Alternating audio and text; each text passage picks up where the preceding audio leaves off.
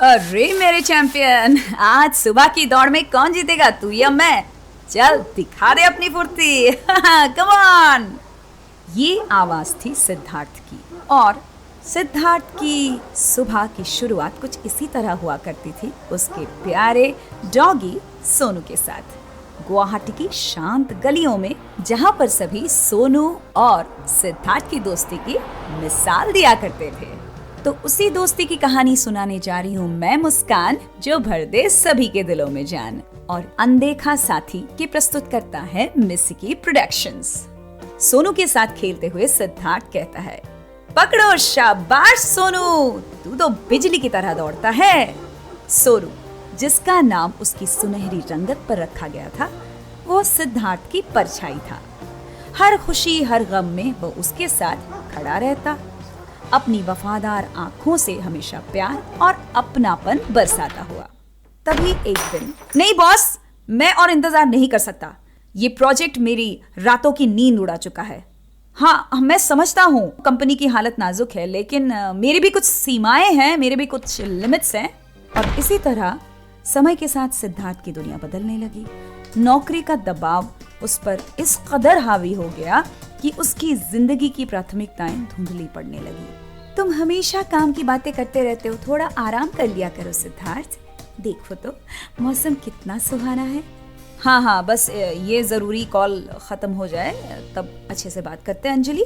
और फिर आई अंजलि, उसकी गर्लफ्रेंड, जिसने सिद्धार्थ के जीवन में भर दिए नए रंग। उनकी मुलाकातें बढ़ने लगी और धीरे धीरे सोनू उस चमक से दूर होता चला गया जो कभी उसकी जिंदगी का अहम हिस्सा थी।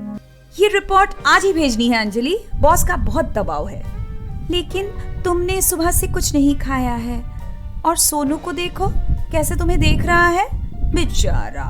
ओह हाँ, उसे थोड़ी देर खेलने के लिए बाहर ले जाना पड़ेगा बाद में। हाँ सोनू, बाद में अक्सर कभी नहीं आता था। सोनू अब दरवाजे पर इंतजार करता रहता, उसकी उम्मीद भरी आंखें हर आहट पर टिकी रहती। लेकिन सिद्धार्थ की व्यस्तता उसे और दूर ले जा रही थी।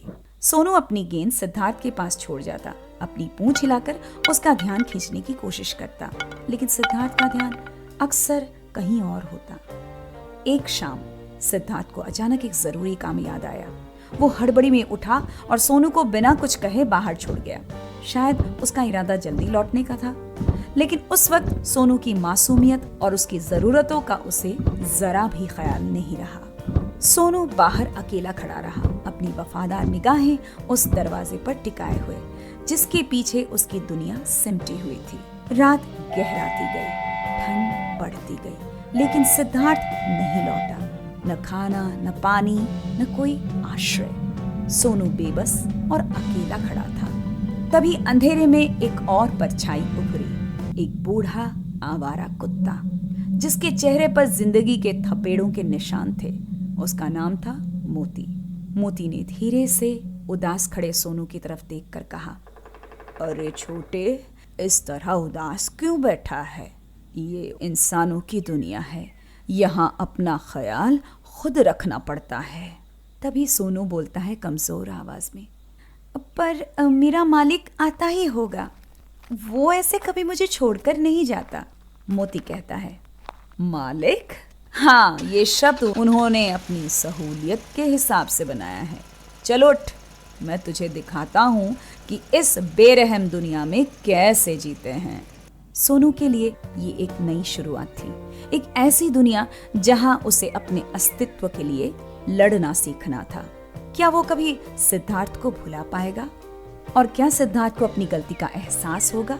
क्या वो दौड़ा दौड़ा सोनू के पास वापस चला आएगा?